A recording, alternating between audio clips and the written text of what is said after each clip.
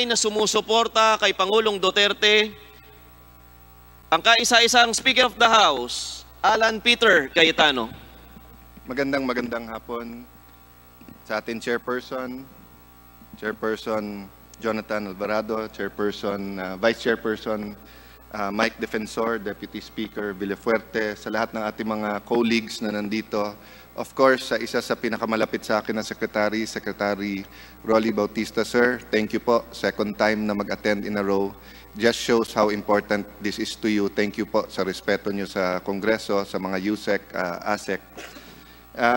Madalas po, whether in secular terms or sa Bible, dinidikdik sa isip natin ng ating mga magulang. Kung anong ating itatanim, yan din ang ating aanihin.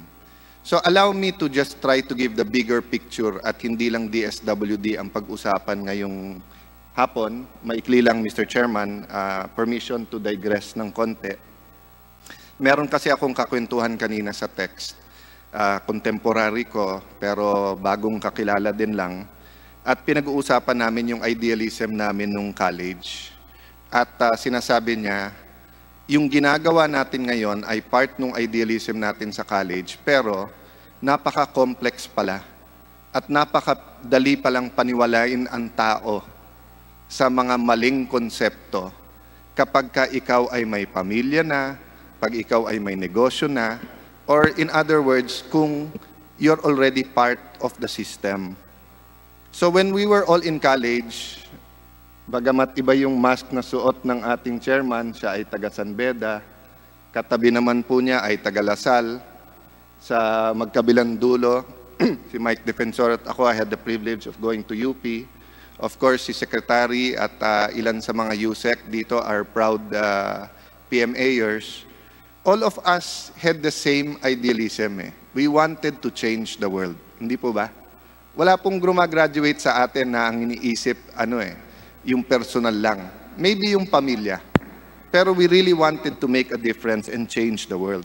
That is why in 2016, when President Duterte running for president, and I had the privilege of running for his vice president, we made promises that we wanted to make sure we fulfilled.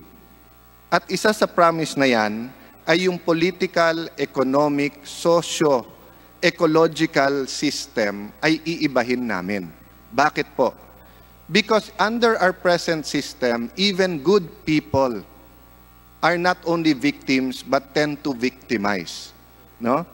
So, when we say do what is right, or pag sinabing dapat malinis ka, kung tayo lahat ay isda at ilalagay mo sa Pasig River, wala pong magiging malinis sa atin dahil madumi ang Pasig River. So, ang ginagawa po ng Duterte administration ay nililinis ang Pasig River. No? Meron po talagang greedy. Meron po talagang tao na kahit anong gawin mo, more. Diba? Kahit sino masaktan, gagawin. But I'd like to believe most of the people, hindi totoo yun. Even those part of the oligarchy. Even oligarchs, during certain administration, complain of an uneven playing field. Panahon ni Marcos, meron po tayong cronies. Panahon po ni President Cory, meron tayong mga kapamilya, yung Pamilya, Inc., di ba? So sa bawat administrasyon, may sinasabing pinapaboran. Kaya I can tell you honestly, I looked the President in the eye before I vied for the speakership and told him, Mr. President, may nagawa ka na hindi nagawa ng dating mga Pangulo. Ano yon? Sabi ko, you leveled the playing field. Sa'yo, kahit gaano kayaman, kahit sino man sila, ano man ang relasyon sa'yo, kakilala mo o hindi, pantay-pantay ang paningin mo. Pero in every other administration, may paborito parati. At kung paborito yung isa, yung hindi paborito, umaangal. So pagpalit ng administrasyon, yung dating hindi paborito, o ako naman kasi nadihado ako nung isa. So even oligarchs complain of a non-level playing field. But that doesn't mean there's no oligarchy. So sa telco, you only have Globe and Smart. There are very, very good people in Globe and Smart. But talagang na-delay tayo sa pag-develop ng internet natin dahil dadalawa sila. And dahil ang interest din nila, while serving the Filipino, is also yung bottom line, yung kikitain at yung ibibigay sa shareholder nila. Kaya sabi ko, ecosystem. Hindi pwede yung isa will be very magnanimous, malulugi naman, yung isa namang kikita, edi from oligarchy, magiging monopoly naman. So, yes, there are oligarchs in the country. Yung nagsasabing wala at hindi to totoo, hindi ko alam kung nasan mundo kayo. College pa lang tayo, national situation, local situation. Mag-agreement tayo sa capitalism, sa communism, sa socialism. We all know that there are very rich and powerful people on both sides, sa US, Democrats, Republican, sa UK, sa Labor Party, sa Conservative, di ba? Sa Pilipinas, ganun din. And these oligarchs are in the best position to pass the laws, to change the laws, to use the laws, to abuse the laws. And kasama nito ay very powerful politicians na either nagamit, nagpapagamit, or very happy na magkonsyaba din sa kanila. Sasabihin nyo sa akin, hindi totoo yun? Eh bakit nagkaroon tayo ng batas na SALN? Kaya tayo nagkaroon ng batas na SALN dahil yung ilang politiko na tumutulong sa ilang negosyo, yung mayaman na galing sa masama. So para mabantayan natin yan, nagkaroon ng Statement of Assets and Liabilities. Sasabihin nyo po sa amin, katulad sa ABS-CBN, hindi, sabi nila na lahat, legal. Eh kaya nga po sa anti-graft law natin, nagkaroon po ng konsepto na grossly disadvantageous to the government. Before this law was passed, yun ang depensa parate nung pumapasok sa kontrata. Ang sasabihin sa atin, boss, legal to. Pumayag COA dyan, pumayag legal namin. And then with further investigation, it's grossly disadvantageous to the government. I'll give you an example. Nagpa-bidding tayo. Pinaatras lahat ng ibang nag-bidding. Yung winning bidder, o kaya nagkuntsabahan. Sinabi nung isa sa 4 na bidder, tulungan ko na lang kayo, bayaran ko na lang kayong tig 2%, pero walang tataas sa ganito. Nanalo siya. Pwede ba niyang depensa sa korte? Illegal po to. Ang in-uphold po to ng COA. Eh hindi, kinunsyaba mo nga yung iba. You abuse the system. In other words, maraming nakakalusot kasi maraming nagpapalusot dahil pumapayag tayo na makalusot. The statement of Vice President Robredo and Senator Grace Poe proves without a doubt that there are oligarchs and they are alive and kicking. To say that the ABS-CBN issue will have a chilling effect on journalists o on freedom of press, eh bakit po ang Channel 5 at Channel 7 walang problema sa pagpasa ng kanilang prangkisa? Alam nyo po ba, in my case mas maraming matinding tuligsa sa akin na nanggagaling sa DZBB kaso sa DZMM. Kung freedom of expression lang ang pag-uusapan, mas maraming tumitira sa akin sa Channel 7 at saka sa DZBB. Pero bakit po I respect them? Tinuturing ko pa rin kaibigan. Pag humingi ng interview, nagpapa-interview pa rin ako. Ganon din sa Rappler. Tanong niyo sa mga taga-Rappler sa DFA, never ko sila in-exclude, kinakausap ko. Bakit? Because they are not playing Kingslayer or Kingmaker. In the terms of the presidency, yung Rappler, sorry, but very in a very unfair way ka presidente, parang gusto nyo na talagang palitan eh. So you know, there's a line between negative reporting, tinitira mo, freedom of press, and there's a line between being a kingmaker and kingslayer. Sa print at sa social media, bahala kayo because karapatan nyo yan. Pero sa radio at TV, especially during times of election, kasama sa election code yan at kasama yan sa prangkisa nyo, you cannot be partisan.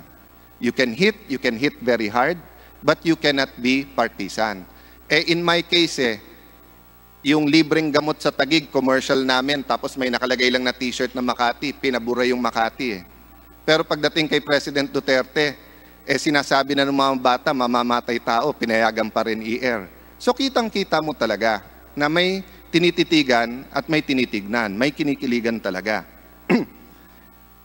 Everyone knew that during President Aquino's time, ang dating talaga nila tuwid na daan. And to be fair, sometimes mahigpit-mahigpit. Isa sa mga dragon ladies niya yon ay si BIR Commissioner Henares. Together, President Aquino and BIR Commissioner Henares, nililinis daw ang mga anomalya, ang mga overpricing, ang mga, together with the Commissioner, yung mga tax evaders. Bakit po ang mighty corporation, isang tingin pa lang po ni Secretary Dominguez at ni BIR Commissioner Dulay, nakita talagang grabe. 30 billion po ang binayad sa gobyerno, tapos binenta na yung negosyo. Binenta na yung negosyo. Hindi dahil gusto ibigay ng ating Pangulo kung sino man, hindi niya kilala yung bumili. Kaya lang sabi niya, pagka ganyan ang ugali, babalik at babalik sa dati at dadayain pa rin ang gobyerno. 30 billion po yan. Ang PAL po, 6 billion ang binayad. Binigyan ng deadline, December 2017. Again, there are very good people in PAL. The TANs have donated a lot during this COVID-19 and in past calamities. Pero, nagdadahilan sila. Legal lahat ng dahilan nila. Pero nung sinabi ng Pangulo, tigilan nyo na ako sa mga dahilan yung legal, magbayad na lang kayo. 6 billion pesos po ang binayad nila. Ang water concessionaires po. Ang arbitration po sa abroad pa ginawa yan. Ang arbitration po, legal yan. May batas po tayo sa arbitration law. Isa po sa pinaka-fair na proceedings yan. Pero ano sabi ng Pangulo? Tignan nyo naman kontrata, simula pa lang, lugi na ang tao. Si Sec. Rolly, I think, if I'm not mistaken, nasa PSG pa lang, naririnig nyo na ho kay Presidente, di ba? Nagwa-warning na siya. Ito ang samang kontrata nito. Problema, hindi sila nakinig kaagad, Sec, di ba? So, nung binira, ano nangyari? 3.42 billion and 7.39 billion na dapat sisingilin sa gobyerno, 11 billion. Yung dalawang kumpanya na nagsabi, sige Mr. President, para makatulong kami, hindi na namin sisingilin yon. So kayo ngayon naman nagsasabing legal naman lahat sa ABS Ba't hindi pa rin binigyan? Ano gusto niyo? Magbayad ang gobyerno ng 11 billion sa Manila Water at Maynila? Legal naman to Tignan niyo po ang taxes. GMA 7, mas maliit ang kita, pero ang binayad 3 billion in 3 years. Ang ABS-CBN, mas malaki ang kinita, pero ang binayad 600 million. Kung purely private dealings yon, they were dealing with Mike Defensor, they were dealing with one of the sponsors, okay lang Pero airwaves ng gobyerno ginagamit. Tignan nyo gaano kalaki na wala sa gobyerno at sasabihin nyo lang sa akin, legal yon. Napaka-inutil naman natin na Kongreso. Kung lahat ng palusot na sasabihin, legal yon. Not everything that is legal is moral. And that's why you have a difference between legal and public policy. The public policy is for you to look at the spirit of the law. Di ba? So kung yung dual citizenship ay sasabihin mo, kung yun lang po, pwede ko sabihin nagkamali lang Pero if you look at everything together, there was really an abuse of the system. And hindi naman natitigilan Kaninang umaga lang, nag-text sa akin, sabi, Sir, ikaw daw, ganito ka na ganyan, ganyan. Hindi ko kinaila, Amerikana nanay ko.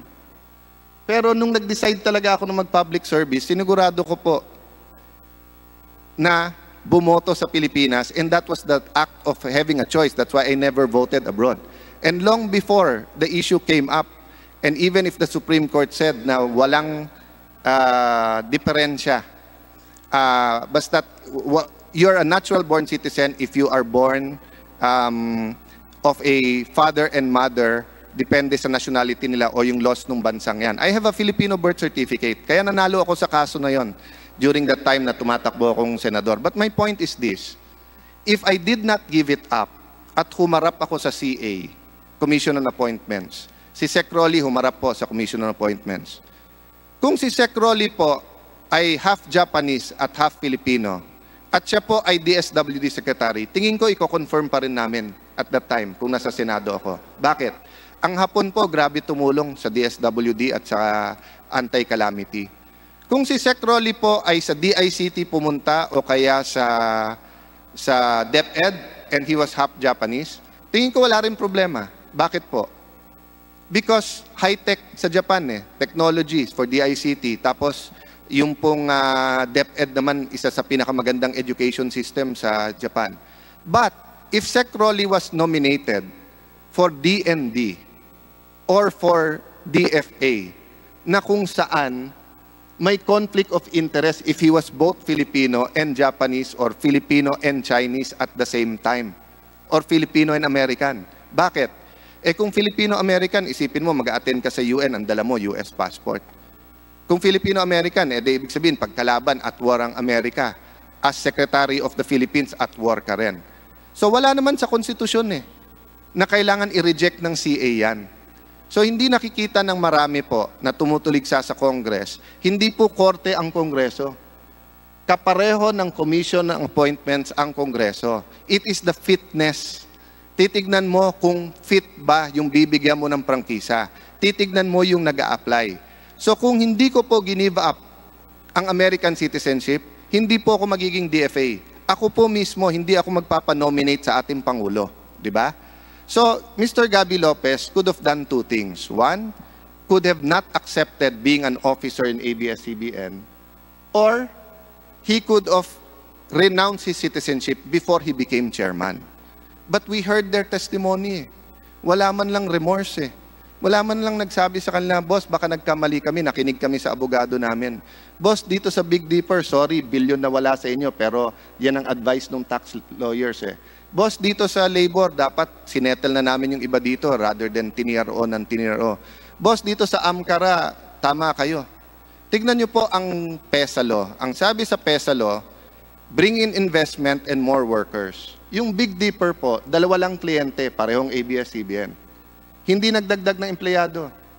So, what is the purpose of giving them that big a tax break from 2009 to present? And what is the purpose of us all saying it's legal? Kung gawin din ng Channel 7 yan, kung gawin din ng Channel 5. So mali po si Senator Grace Pot, mali po si Vice President na may chilling epekto sa legitimate free press and media. Hindi. May chilling epekto dun sa abuso ng sistema. The same thing po na nangyari sa ibang malalaking negosyo sa ating bansa.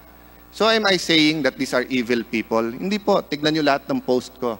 I never said I was holier than anyone else. Sabi ko nga, we're all equally guilty dahil nasa isang sistema tayo. There are good people, there are bad people. In the oligarchy and in the oligarchic system, there are good and bad people. When I look at Mark Lopez and look at Carlo Katikbak, I sincerely want to give them another chance because I think their generation is different. And I think they had good plans for ABS-CBN. But could I tell my 70 colleagues, ignore the last 50 years. Ignore na yung ginawa sa tax. Ignore yung ibigay sa labor para bigyan ng pagkakataon itong dalawa. Hindi po namin magawa yun No? So even si Presidente, tingin niyo po ba? Ayan po, I mean, hindi pwede magsalita si Sec. Rolly dahil as PSG, he has to be quiet. But I was in the room with him many, many times. It breaks the President's heart. Pagkakakilala niya na nangurap, i-fire niya. It breaks the President's heart pagkakakilala niya pero malaking negosyante at kailangan niyang birahin. But you have to make a choice Di ba? Are we for this system? So mabalik dun sa college dreams natin, no? We're in a chance now to change the ecosystem. We're not saying kayo guilty. Hindi. Sinasabi ko lahat tayo guilty. So our job is to fix what's broken, to bring new life to a new socio-political and economic system. It is sad that it's happening during this time na COVID. Kung pwede lang po na yung libong empleyado ng ABS o yung mga artista na may pera, magbuo kayo ng kooperatiba. Kayo na ang magtayo. Sabi naman ni Presidente, benta nyo, no problem. Yung mighty naman, binenta.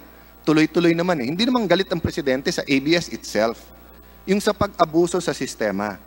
So we are asking all of you, rich or poor, Bisaya, Ilocano, Bicolano, Tausug, Maranao, Phil-Am, Filipino-Chinese, Filipino-Indian. We're asking all of you, work with the government. We are all guilty, but we are all redeemable. Sabi po ni President JFK or John F. Kennedy, change things you cannot accept, but accept things you cannot change. No? So may mga bagay hindi natin ma-change.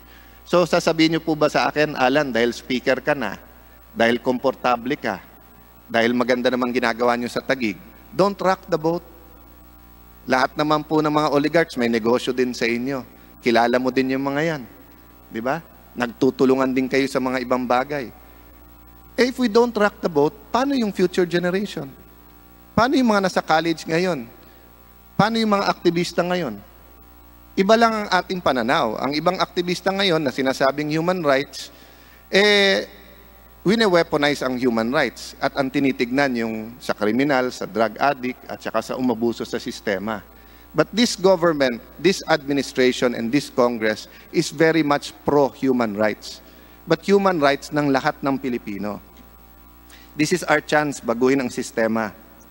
Baguhin yung oligarchic system. Anyway, ilan henerasyon na rin naman nakinabang yung mga pamilyang ito. Diba? So, hindi naman natin inaagaw sa kanilang negosyo. At sila mismo, meron bang ama o ina na hindi sinasabi sa anak, anak, may mga kinailangan akong gawin sa henerasyon ko kasi ito sistema eh. Pero ngayon na magbabago na yung sistema, gawin nyo yung tama. So, encourage natin po na maliwanagan ng mga kabataan ngayon that there is true change in the air. It is sad that it is happening during this time of COVID. No? So, bringing back to the main issue, as I said, I digress, sa DSWD. First and foremost, Sec. Rolly, please accept our gratitude. Despite our complaints, and there are many complaints, marami sa mga kawani mo ang nagka-positive sa COVID. Marami sa mga kawani mo sa DSWD, nagutom din ang pamilya nung nag-lockdown. Marami sa mga kawani mo, hindi na alam kung anong telepono ang sasagutin. Kung tumawag si Governor, si Mayor, si Kapitan, si Presidente, si Congressman. So we understand that. Please don't let our complaints sound like that we are not grateful sa ginawa ng iyong departamento.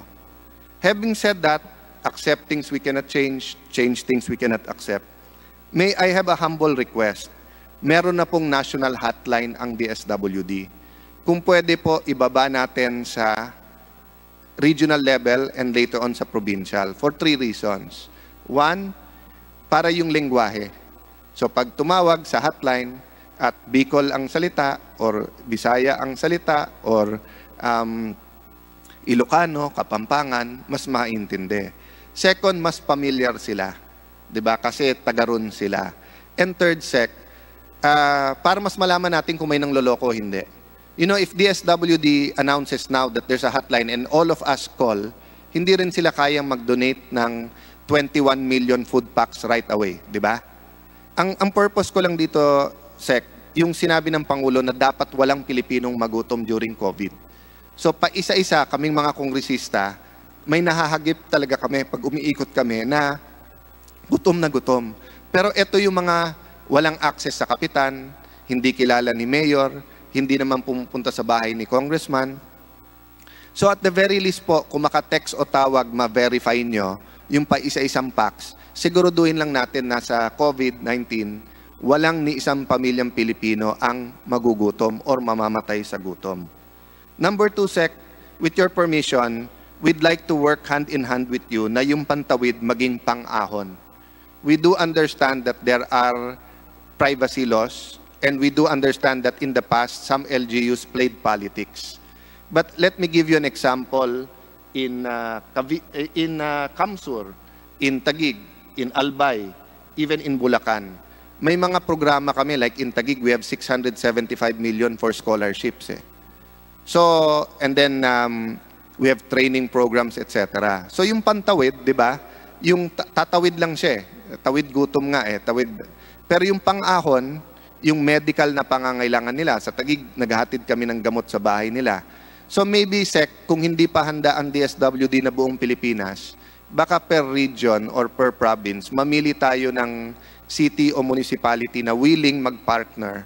And kung hindi kaya, let's say kung city na to have 10,000 pantawid, pero pwede tayong mamili ng 100, 500, 1,000, i-combine natin yung project pantawid at pang-ahon.